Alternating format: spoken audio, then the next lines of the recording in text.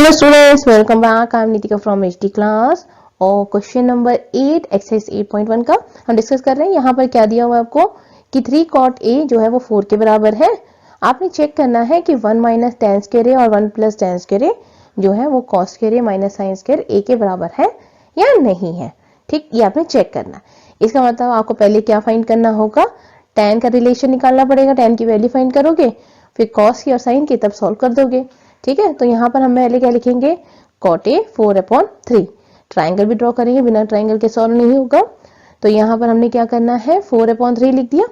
अब जैसे हमने ऑलरेडी करा हुआ है कि इसे k मान लेते हैं, क्योंकि जब हमारा कोई भी टर्म रेशियो में आता है तो इसका मतलब उसमें कोई एक कॉमन टर्म पॉसिबिलिटीज हो सकती है। तो इस वजह से हम क्या करेंगे, ऐसे k लगाएंगे। ठीक, तो cot a जो है वो हमने लिखा 4k और bc।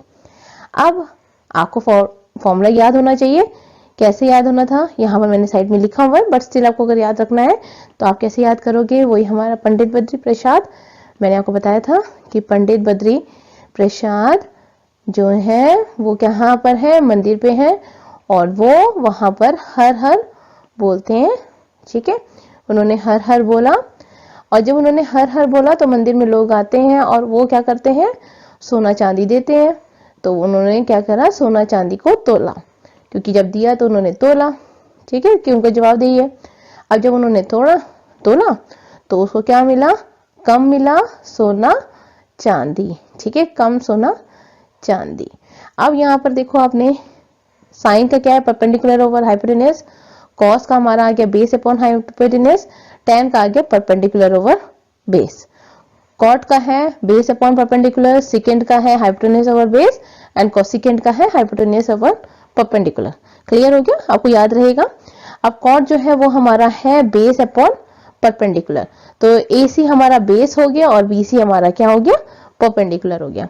ठीक है, तो ये बेस हो गया और परपेंडिकुलर हो गया एंगल A का। क्लियर हो गया। अब हमने क्या फाइंड करना है, AB फाइंड आउट करना है by using the Pythagoras theorem. अब सॉल्व करेंगे। ठीक है, तो हमें क्या मिला, 5k, यानी इसकी वैल्यू हमें मिल गई 5। अब बस मैक्सिमम काम तुम्हारा हो गया। अब tan की वैल्यू फाइंड करनी है। ठीक है, पहले tan की वैल्यू फाइंड करेंगे। तो tan a हमारा आया 3/4। क्यों, tan का क्या फॉर्मूला था, परपेंडिकुलर ओवर बेस, और tan का परपेंडिकुलर क्या है हमारा 3। ठीक है, tan का परपेंडिकुलर क्या है 3 है, तो हम 3 लिखेंगे अपॉन 4k। बेस जो है 4k है, k से k हमारा कट गया तो 3/4 आ गया।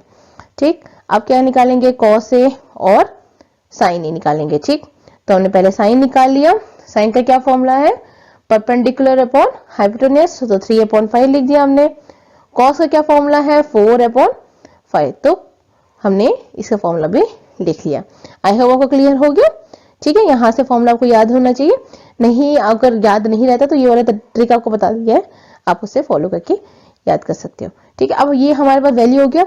बस अब हमने इसमें पुट करना है और फाइंड करना है। ठीक, तो यहाँ पर हम पुट करेंगे वैल्यू tan a का 3/4, तो 1 माइनस 3/4 का होल स्क्वायर और 1 प्लस 3/4 का होल स्क्वायर। ठीक है, पहले स्क्वेयरिंग करेंगे, तो 1 माइनस 9/16 और 1 प्लस 9/16। तो 16 यहाँ पर कॉमन ले लेंगे, मतलब डिनोमिनेटर में 16 हमारा आ गया, और 16 माइनस 9/16, और दूसरा हमारा 16 प्लस 9/16। सॉल्व किया तो क्या मिला, 7/16 और 25/16। अब हम इसे क्रॉस मल्टीप्लाई करेंगे तो 7/16 हो गया, और जो डिनोमिनेटर में था यहाँ पर वो न्यूमरेटर में आ जाएगा और न्यूमरेटर का डिनोमिनेटर में हो जाएगा। 16 से 16 हमारा कट गया तो हमें मिला 7/25। ठीक, अब आपको चेक करना है कि ये किसके बराबर है, cos square a minus sin square a के बराबर है।